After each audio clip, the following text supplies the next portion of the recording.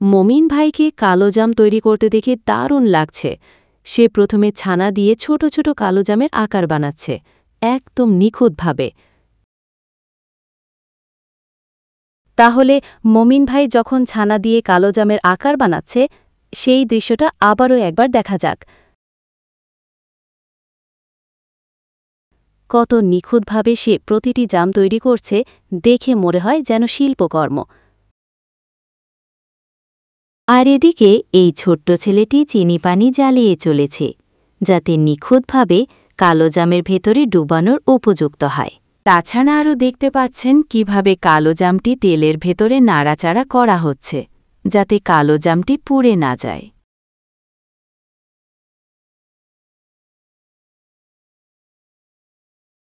আর এদিকে মমিন ভাইয়ের দোকানের কারিগররা হাসি মুখে কালোজাম বানিয়ে চলেছে। তাদের কাজের প্রতি নিষ্ঠা দেখে ভালো লাগছে। আমরা যে কাজই করি না কেন, যদি সেই কাজটা মন থেকে করি, তাহলে তার ফল অবশ্যই ভালো হবে।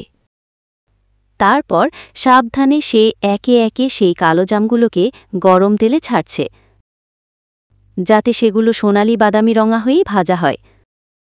ভাজার সময় যে সুন্দর গন্ধ বের হয়, তাতেই বোঝা যায় এগুলো কতটা লোভনীয় হবে।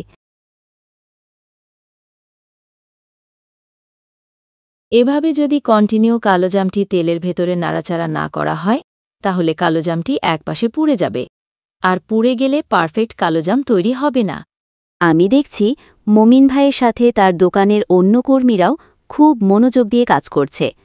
সবাই মিলে নিখুঁতভাবে কালোজাম তৈরি করছে। দেখে মনে হয় যেন সবাই একই ছন্দে কাজ করছে। তাদের নিষ্ঠা আর দক্ষতার কারণেই এত সুন্দর কালোজাম তৈরি হচ্ছে। পুরো প্রক্রিয়াটা দেখতে খুবই ভালো লাগে এবং বোঝা যায় যে এই মিষ্টির পেছনে কতটা পরিশ্রম আছে। তারপর গরম সোয়াবিন তেলে এগুলোকে ভেজে নিচ্ছে। আমরা বাড়িতে বসে মজা করে কালোজাম খাই, কিন্তু অনেকেই জানি না এই মিষ্টির পেছনে কারিগরদের কত পরিশ্রম লুকিয়ে আছে, কত নিখুঁতভাবে তারা ক্ষীর তৈরি করে, সেটাকে গোল আকার দেয়, তারপর তেলে ভেজে মিষ্টির রসে ডোবায়। তাদের এই দক্ষতা আর পরিশ্রমে আমরা এই অপূর্ব স্বাদের মিষ্টি উপভোগ করি। এবার কালোজামটি প্রায় কালো হয়ে গিয়েছে, বেশি কালো হলে এরপর ভেজে নেওয়া কালো জামগুলো মিষ্টি শিরায় ডোবানো হচ্ছে, যাতে ভেতরে রস ঢুকে যায় আর খেতে অসাধারণ লাগে। পুরো প্রক্রিয়াটা দেখতে খুবই মনোযোগ লাগে, আর মমিন ভাইয়ের দক্ষতা সত্যিই প্রশংসনীয়। মনে হচ্ছে খুব শীঘ্রই আমরা একদম পারফেক্ট কালোজাম দেখতে পাব। আমাদের এই কালোজাম তৈরি করতে মমিন ভাইয়ের দোকানে যত কারিগর আছেন, তাদের সবারই কাজ খুবই নিখুঁত। তারা অনেক যত্ন সহকারে ক্ষীর তৈরি করেন, সেটাকে নিখুঁতভাবে গোল আকার দেন, আর তারপর খুব সাবধানে তেলে ভেজে মিষ্টির রসে ডোবান। তাদের এই দক্ষতা আর পরিশ্রমে আমরা পাই এই সুস্বাদু কালোজাম। তাদের প্রতিটা ধাপেই থাকে অনেক সতর্কতা আর মনোযোগ, যার কারণে প্রতিটা কালোজাম হয় একদম পারফেক্ট আর খেতে অতুলনীয়। তাদের এই নিষ্ঠা আর পরিশ্রমের জন্যই আমরা এই মিষ্টির স্বাদ উপভোগ করতে পারি। তারপরে মমিন ভাই ওই রসালো কালোজামগুলোকে ঠান্ডা করতে রাখে, যাতে সেগুলো ঠিকঠাক হয়।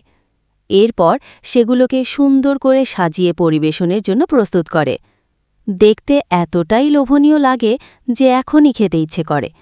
পুরো প্রক্রিয়াটাতেই তার যত্ন আর দক্ষতা বোঝা যায়।